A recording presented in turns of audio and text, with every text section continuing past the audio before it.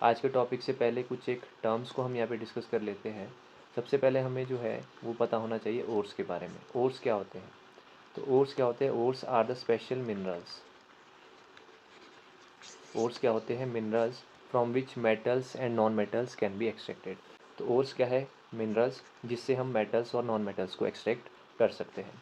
उसके बाद सबसे फर्स्ट जो टर्म हम यहाँ पे डिस्कस करने वाले हैं वो है गैंग। गैंग बेसिकली आपके ओर्स ही रहते हैं, और गैंग में जो इम्प्योरिटीज़ प्रेजेंट होती है, जैसे सॉइल हो गया, सैंड हो गया, ठीक है। तो impurities present in the ores, उसको हम क्या बोलते हैं? गैंग। क्लियर। उसके बाद हमारे पास नेक्स्ट जो यहाँ पे टर्म है दैट इज़ रोस्टिंग। रोस्टिंग क्या होता है? जब सल्फाइड ओर्स को हम कन्वर्ट करते हैं इनटू ऑक्साइड्स, उस प्रोसेस को हम क्या बोलते हैं? रोस्टिंग। तो सल्फाइड ओर्स को कन्वर्ट किया जाता है इनटू ऑक्साइड्स, और इस प्रोसेस में आपने ध्यान रखना है कि जो एयर है वो यहाँ पे प्रेजेंट रहती है, ठीक है। एक एग्जांपल से हम इसको यहाँ पे डिस्कस करते हैं। जैसे यहाँ पर गिवन है ZnS, तो ये क्या है? Zinc sulphide. तो ये और है जिंक का, ठीक है। इसको हमने in the presence of air, यानी कि O2 की प्रेजेंस में हमने इसको रिएक्ट करवाया और साथ में हमने हीट पास की। जैसे ही हमने इसमें हीट पास की, ठीक है, तो हमारे पास क्या बनता है? ZnO, यानी कि जिंक ऑक्साइड, और साथ में SO2 हमारे पास यहाँ पे रिलीज़ हो जाती है। तो रोस्टिंग में आपने याद रखना है कि जो सल्फाइड ओर्स होते हैं उसको एयर की प्रेजेंस में हम यहाँ पे हीट करते हैं। क्लियर। उसके बाद हम बात कर रहे हैं यहाँ पे कैल्सिनेशन की। यहाँ पर कैल्सिनेशन में बात होती है कार्बोनेट ओर्स की। तो रोस्टिंग में हम पढ़ रहे थे सल्फाइड ओर्स, ठीक है। कैल्सिनेशन इस तरह से याद रख सकते हैं आप, CC। तो कैल्सिनेशन में हमारे पास कौन सा ओर रहता है? कार्बोनेट ओर। तो कैल्सिनेशन प्रोसेस में क्या होता है? कार्बोनेट ओर्स को किस में चेंज किया जाता है? Into oxides. अब आपने यहाँ पर एक चीज़ याद रखनी है कि जो कैल्सिनेशन प्रोसेस होती है इसमें या तो लिमिटेड एयर पास करते हैं हम, या तो एयर पास ही नहीं की जाती, ठीक है। तो यहाँ पर हम इसको एक एग्जांपल से देखते हैं। जैसे हमारे पास गिवन है ZnCO3, तो ये क्या है? जिंक कार्बोनेट, ठीक है। इसको हमने डायरेक्टली हीट कर दिया in the absence of air. तो कैल्सिनेशन में आपने याद रखना है कि इसमें या तो लिमिटेड अमाउंट में एयर पास की जाती है, या तो एयर बिल्कुल भी पास यहाँ पे नहीं की जाती। क्लियर। तो रोस्टिंग और कैल्सिनेशन आपने दो याद रखने हैं। इसके बाद हम बात करते हैं रिडक्शन की। रिडक्शन की अगर हम बात करें तो इसमें जो है मेटल ऑक्साइड्स को कॉरेस्पॉन्डिंग मेटल्स में रिड्यूस किया जाता है, और उसके लिए हम यहाँ पर रिड्यूसिंग एजेंट यूज़ करते हैं। रिड्यूसिंग एजेंट में हमारे पास या तो कार्बन रहता है, या एल्यूमिनियम रह सकता है, या कोई भी जो अदर एलिमेंट है वो यहाँ पे प्रेजेंट रह सकता है। क्लियर। तो रिडक्शन भी आपको क्लियर हुआ। एक एग्जांपल से देख लो, एक रिएक्शन है यहाँ पे ZnO, तो जिंक और साथ में O लगा है, यानी कि जिंक ऑक्साइड। क्लियर। यहाँ पर हमने रिड्यूसिंग एजेंट क्या यूज़ किया है? कार्बन, ठीक है। तो जब इसको हमने रिड्यूस किया तो देखो जिंक ऑक्साइड से यहाँ पर जो है मेटल एक्सट्रैक्ट कौन सा हो गया है? जिंक, और साथ में CO यानी कि कार्बन मोनोऑक्साइड यहाँ पे बन गई। तो इस तरह से हमारे पास जो 3-4 टर्म्स है वो यहाँ पे क्लियर हो जाती है। नेक्स्ट हम सबसे पहले बात करते हैं एक्सट्रैक्शन ऑफ मर्करी। मर्करी का सिंबल क्या है? Hg।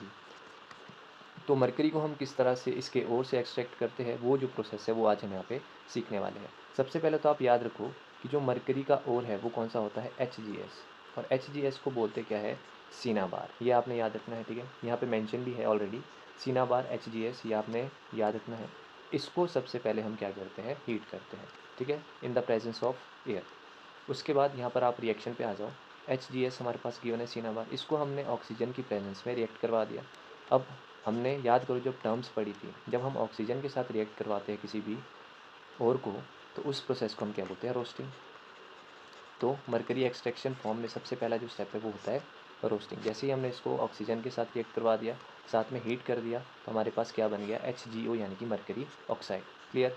अब यहाँ पर जो मरकरी ऑक्साइड बना है, अब हमने क्या करना है? जो इसमें ऑक्साइड लगा है, इस ऑक्साइड को हमने रिड्यूस करवाना है। तो इस मरकरी ऑक्साइड को हम क्या करेंगे? कोई भी रिड्यूसिंग एजेंट के साथ रिएक्ट करवा देंगे, और इस तरह से हम ऑब्टेंड करेंगे अपना जो मेटल है मरकरी, ठीक है। तो इस तरह से हम मरकरी जो है उसको एक्सट्रैक्ट करते हैं। तो आपने फर्स्ट स्टेप में देखा यहाँ पे क्या होती है? रोस्टिंग। इसके बाद हम बात करते हैं कि हम आयरन को किस तरह से एक्सट्रैक्ट कर सकते हैं, एक्सट्रैक्शन ऑफ आयरन। अब आयरन को किस तरह से एक्सट्रैक्ट करेंगे?